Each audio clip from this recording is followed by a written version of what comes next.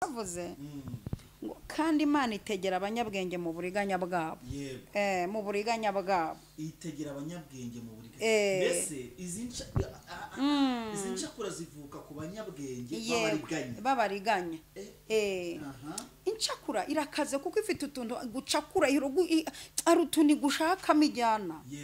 Irutwa n'indyarya ikwereka ko igukunze ariko ifite ishyari yakwica kuko indyarya iba ifite ishyari. Umwana w'imfura w'indyarya ni ishyari kandi zibanza no kugusohoza.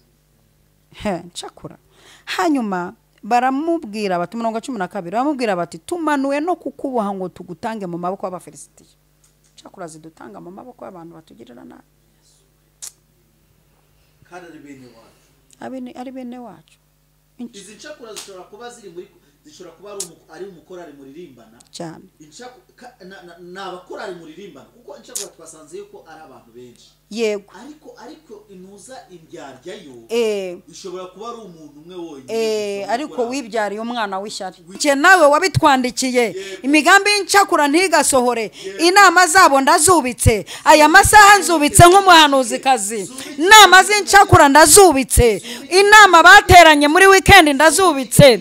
Izi nama ndazubitse. Izi nama zo kugucisha igihanga ndazubitse mu izina rya Yesu. Mu izina rya Yesu. Incakura irabanza igashaka kukwica mu bwonko. Ikwica mu bwonko. Niyo mpamvu Imana ikunda kuba mu nama z'incakura kuko nituzimenya kugira ngo zidasohoza imigambi yazo. Imana ishimwe ikafata ikubika. Amina.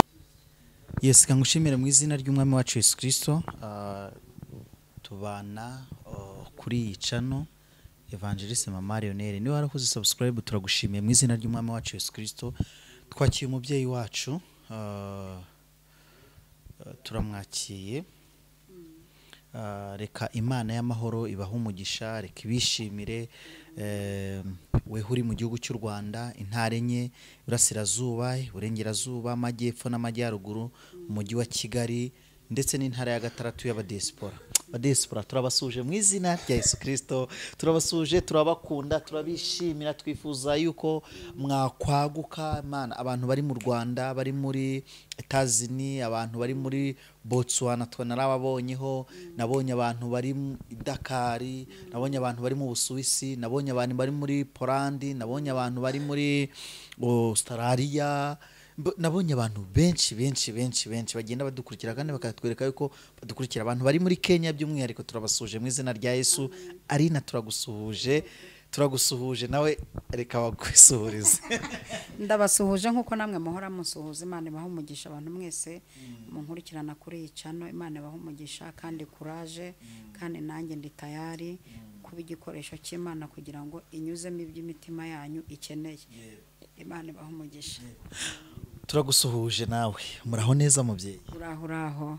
Ndagusuhuje nanjye mu izina rya Yesu Kristo kandi ndakwishimiye umurimo w'Imana ukora kugira ngo abantu babone iby'Imana yashyize muri cye.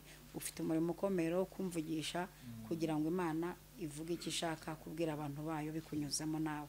Imana iguha umugisha. Imana ibishimire cyane. Uyu munsi rero kugira ngo dutangire ikiganiro cyacu cy'uyu munsi, reka tugusabe usengera abantu badukurikiye kandi nawe niba udukurikiye wifuza yuko tujyanirana muri iki kiganiro cyacu cy'uyu munsi, nakwisaba yuko uca bugufi mu mutima wawe ugendana natwe mu isengesho. Imana iduhana umugisha.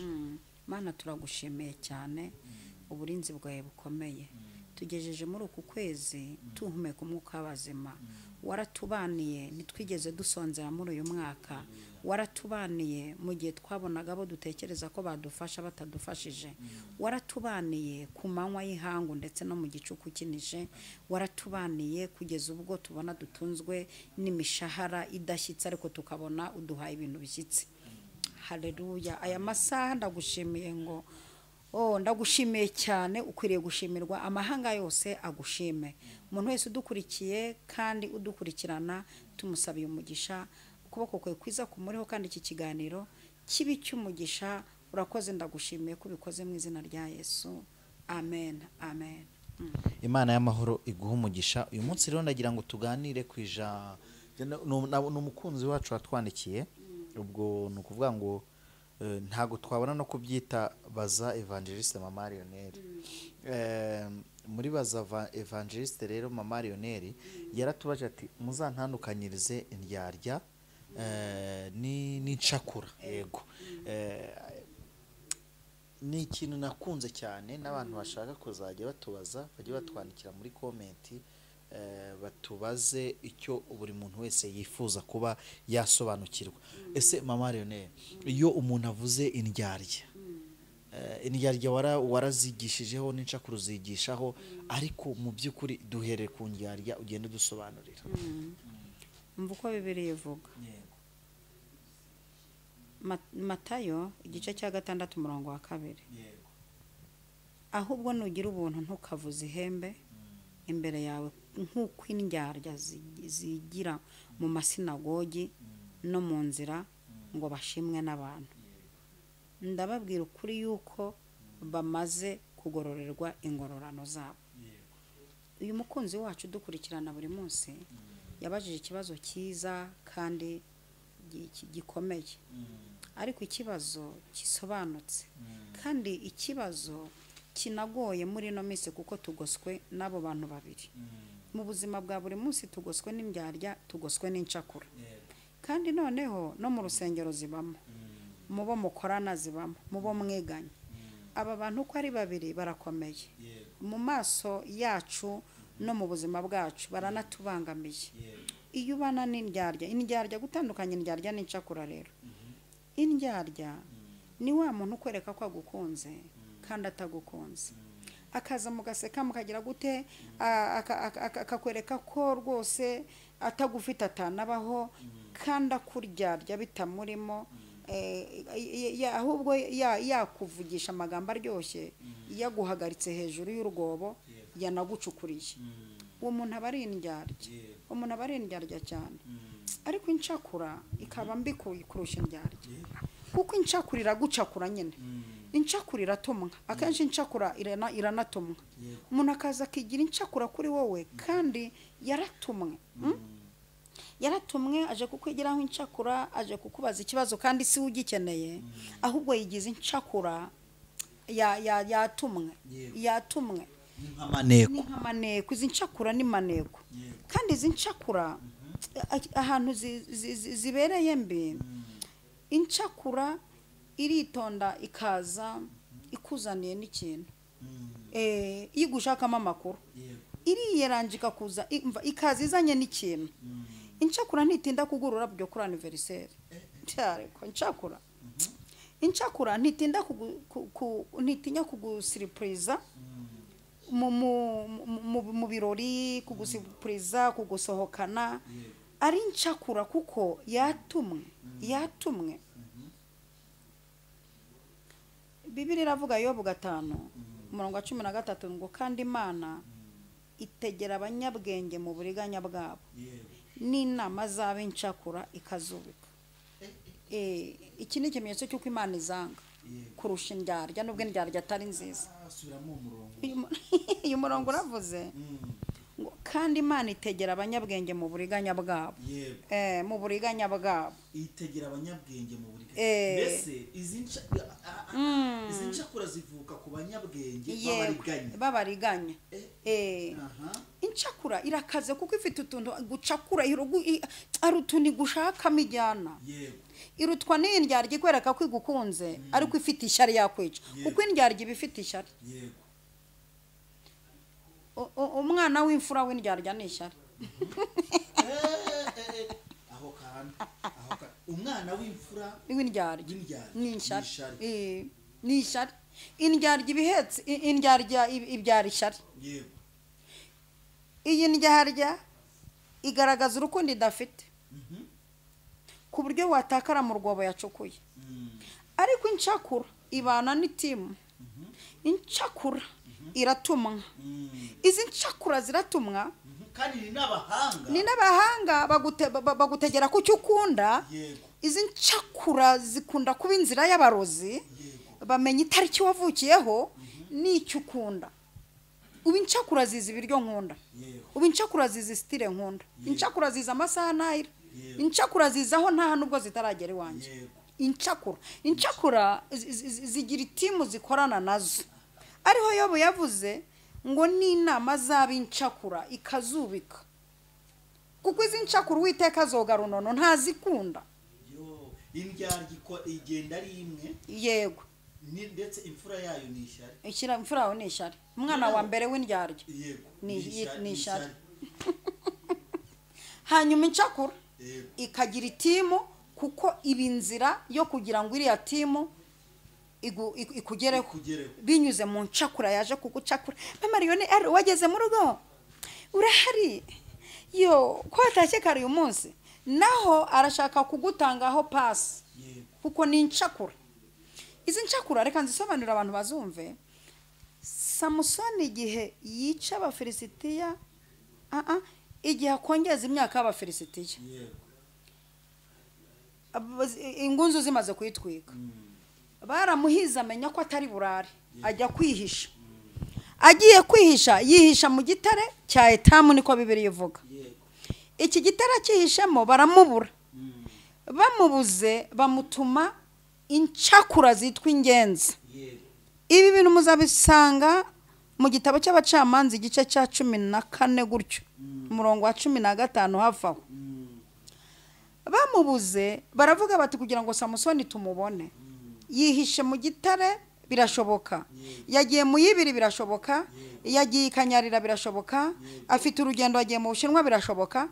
Ariko hari incakura zijya zimenya gahunda ze. Izi ncakura Bibiliya zisi ingenza z'Abayuda, niko Bibiliya ivuga. Ingenza z'Abayuda n'abantu bari mu bwoko bwa Samusoni. Yego, nizo ngenza z'Abayuda. Izo ncakura rero nizo nshaka ko tuvuga. Izo ncakura rero abantu badukurikiye bamfashe kubyumva. Narababwiye ngo nzo tonto twinshi bagira ngo ndabeshya, ariko nibahame hamwe mbabwire incakura, kuko n'abantu bazivuga batazumva, bazivuga bitambukira ariko ntibazizi. Incakura ariko uzuko mise nibuka nibutse ko Samusoni yagendanaga n'Abisiraheli b'Abayuda, anabarwanira ishaka, anabarengera, mbese intambara zose yarazirwanaga. Ariko mu Bayuda harimo incakura zakoze timu zijyana amakuru ya Samusoni. Yaraye aha, aryamye aha, ari kumwe na ndafashijwe. Hari abantu bari ku buzima bwacu batukurikirana akamwe ku kandi, bakamenya amasabukuru yacu, bakamenya ibirori, bakamenya aho tuzabwiriza, bakamenya aho tuzakorera. Dore igitabo cy'abacamanza 15 reka mbabwire incakura izarizo. Ubundi ujye uzivuga uzizi incakura mu bantu. 15 umurongo wa 11 tubariho duhera ngo nuko Abayuda 3,000 bahera ko baramanuka, basanga Samusoni muri yasenga y'igitare cya Etamu. Baramubaza bati mbese ntuzi ko Abafilisitiya badutwara? Ibyo yadukoreye ni ibiki? Arabasubiza ati nkuko bankoreye niko nanjye nabakoreye. Baramubwira bati tumanuwe no kukuboha ngo tukutange mu maboko y'Abafilisitiya. Urumva bene wabo incakura zene wabo, incakura basengana, incakura baririmbana, incakura zizaho twiriwe. Incakura nizo baramuhize baramubura mutumiza incakura izingenza z'Abayuda, zirangije zimugeraho incakura, kandi zibanza no kugusohoza. Incakura. Hanyuma baramubwira bati umurongo 12 baramubwira bati tumanuwe no kukuboha ngo tugutange mu maboko y'Abafilisitiya. Incakura zidutanga mu maboko y'abantu batugirira nabi. Kandi ari bene wacu. Izi ncakura zishobora kuba zishobora kuba ari umukorari muririmbana cyane. N'abakorari muririmbana, kuko incakura twasanze yuko ari abantu benshi. Yego. Ariko intuza indyarya yo ishobora kuba ari umuntu umwe wonyine. Ariko wibyariye umwana w'ishyari. Akaba yifitiye agashari. Yego. Mariyone ko yambara neza. We ntabwo kugenza ngo watagute ngo agiye gute. Kuko usiya kubonye ishari ritari zamuye. Nta nikiri zamuye. akumva nyine ariko kubera ko atarakubwira ngo nakugirisha ari mama hari izi ncakura ariko incakura yo yego iyo iranaza no mu nzi wawe ikanashaka kumenya no muri incakura baranayiguririra bakayituma amakuru ikagucabiranya incakura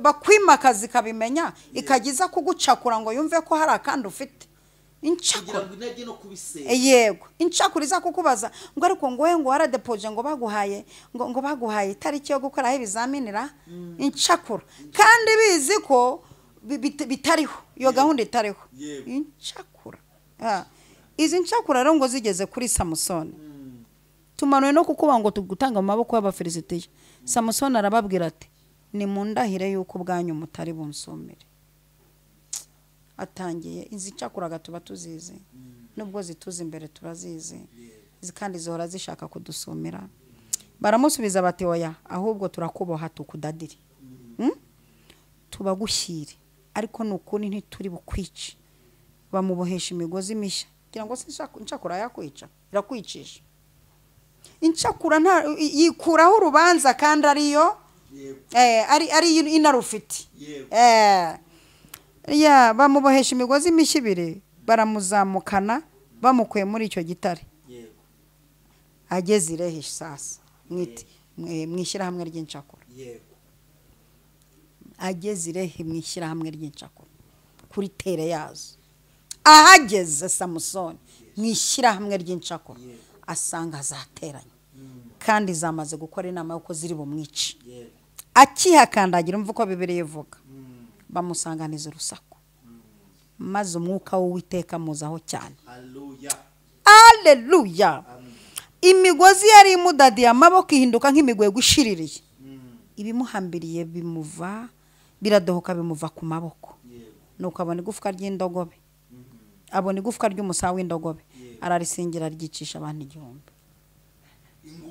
ingunga imwe niko Bibiliya ivuga buriya rero izi ncakura zigira umunwa n'umutima w'ubugome zikanategura ariko inama y'incakura Imana ikunda kuyibamo haleluya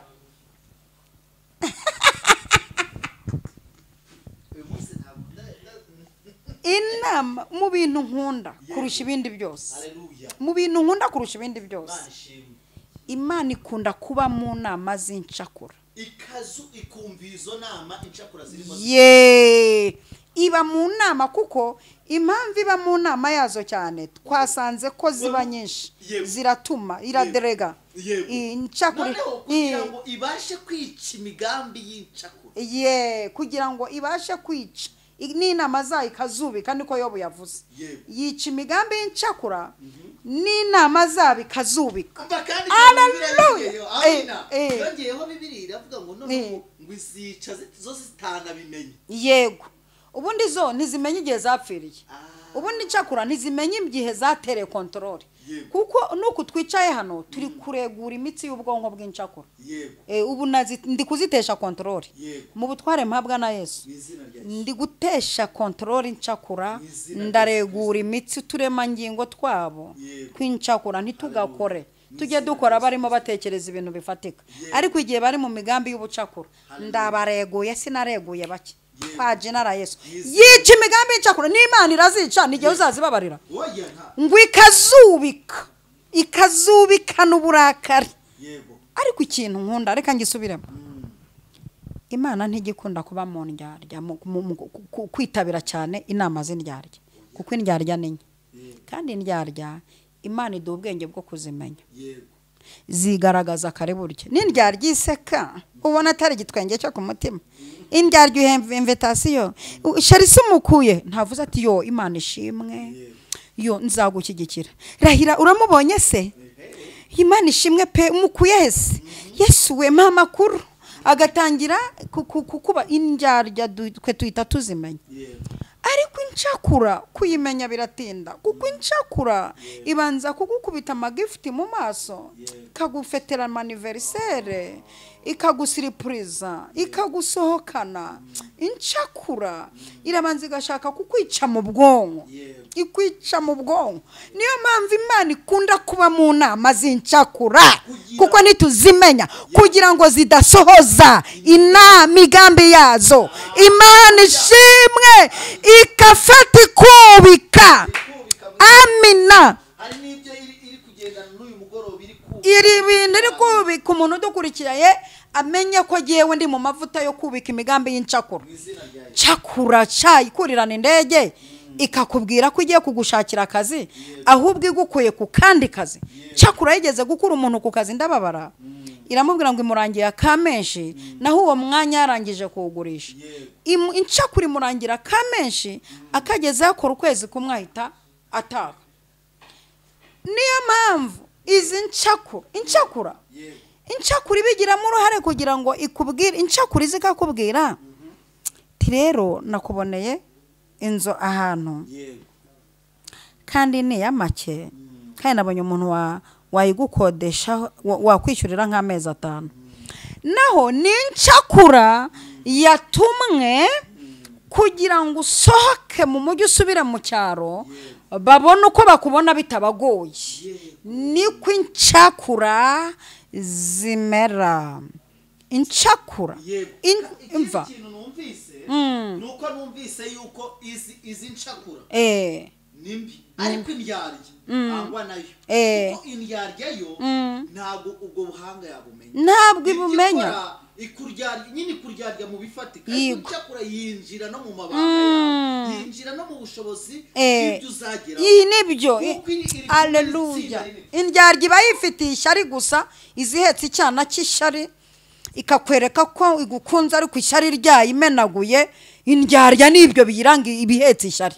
Ariko incakura, Mana we urinda aba bantu bankurikiye, incakura ishyirahamwe ry'incakura ukubite hasi ubike. Kandi rero izi incakura, uyu muntu wabajije iki kintu Imana imumugisha ko ncakura, kuko nanjye incakura zagiye zinzengereza mu buzima bwa buri munsi. Uyu mugoroba yubike migambe, inama zabo, incakura ubwonko bwabo, incakura muturanye mu isibo, incakura ziri mu mudugudu, incakura murepetana, incakura mubwirizanye ubutumwa, izo ncakura ziguhamagara, izo ncakura ziguhamagara kuri telefone zashyizeho parirera abantu barimo bumva. Naho ni incakura, niko nizo karagiteri z'incakura zihorana marikode muri telefone, muvugana byirekodinga. Incakura ndazishenye, iminara yabo ndayubitse, konegisiyo zabo ndaziciye. Migambi y'incakura ntigasohore ku buzima bwawe. Wowe udukurikiye nawe wabitwandikiye, imigambi y'incakura ntigasohore. Inama zabo ndazubitse, aya masaha nzubitse nk'umuhanuzikazi. Inama z'incakura ndazubitse, inama bateranye muri weekend ndazubitse, izi nama ndazubitse, izi nama zo kugucisha igihanga ndazubitse mu izina rya Yesu. Mu izina rya Yesu. Muri iri sengesho nawe agira ibintu usengeramo, wowe wicaye aho ngaho, wowe ugenda gira ibintu usenya. Nawe senya inyubako z'incakura, senya minara yazo, senya izi ncakura kwa jinara Yesu. Tere zazo nziteyeho, mbateye ku matere yabo, mbateye mu birindiro byabo, inama zabo ndazitatanije mu izina rya Yesu. Ibintu bakwatuyeho, izi ncakura zakwatuyeho zo mu miryango, ndabigusibaho mu izina rya Yesu. Witeka nyiribihe, duhagurukiye indyarya n'iki cyane ihetse cy'ishyari. Wandyarya we, wa mufarisayo we, wandyarya we ufata umuntu ukamusengera, wandyarya we ngo uciye amarezo, wandyarya we wigira umurokore utari we, wandyarya uzana ikiganza ngo ndagusengeye kandi uri indyarya, wandyarya we va ku buzima, ipu akanwa kawe ndagafunze wandyarya we mu izina rya Yesu. Icyo cyana cy'ishyari uhetse ndagihubuye mu izina rya Yesu. Imbaraga wakoresheje urwanya umuntu nanjye ndakoresha iz'umwuka wera nk'urwanya. Imbaraga z'indyarya ndaziritaguye mu butware mpabwa na Yesu. Nzamuye icyubahiro cy'Uwiteka ku muntu wese ukurikirana ino cana. Ikintu cyose cyaguhigaga ntikikongere, ikintu cyose cyakurwanyaga ntikikongere, ikintu cyose cyakuvugishaga kidaturutse ku Mana ntikikongere, akanwa kose gaturutse ku ndyarya ntikakongere. Haleluya mu izina rya Yesu. Urakoze, turagushimiye kuri Imana nyamana mu izina rya Yesu Kristo. Amen. Amen.